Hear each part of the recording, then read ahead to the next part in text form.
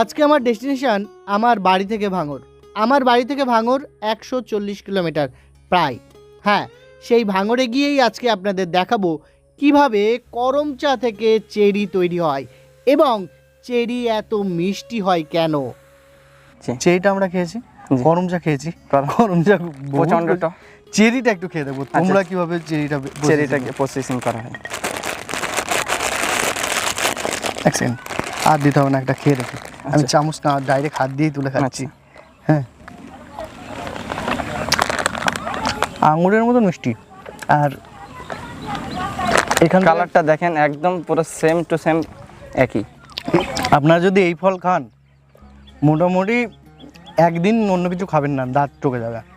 আর এই ফলটা যদি খান, মানে প্রসেসিং করা ফলটা যদি খান, মানে এর থেকে মিষ্টি ফল আর কিছু হয় বলে আমার মনে হয় না।